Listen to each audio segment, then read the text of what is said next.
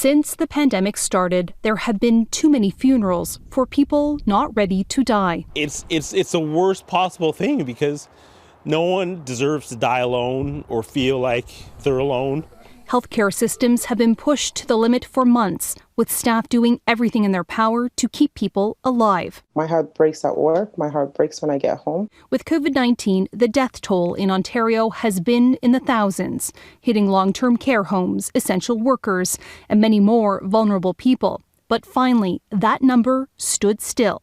For the first time since October 14, 2020, no new deaths were reported in a 24-hour period. As more vaccines get into arms, the pressure created by COVID-19 has been lifting. Our hospital is decompressed, our ICUs have some space in them, and it does seem more like business as usual now. At the height of the third wave, I honestly was quite afraid that the whole hospital system was going to collapse. I don't think people realize how close we were to having that happen. While the numbers give many reasons to be hopeful, reflecting on the past year can be painful. 0 deaths, it's on one side, it's incredible. But then at the same time, I can't help but just feel this pit in my stomach when I think about all of the people that did die from this virus. Now calls are growing to ensure people are better protected in the future. I think one of the best ways that we can honor the people that have died from this virus is to really think critically about the vulnerabilities that led to so many deaths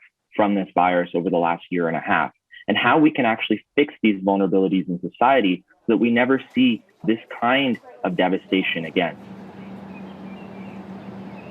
Many frontline healthcare workers that I spoke with today, including some who work here at Sunnybrook Health Center, say they are cautiously optimistic. But of course, keeping all of the precautions in place should they need to change or pivot, or in case perhaps a fourth wave comes into effect. Some predicting this could happen later this fall. Now, the key message in order to prevent that is getting your first and second dose of a COVID-19 vaccine. So healthcare workers are encouraging anyone who has yet to do so to roll up their sleeves.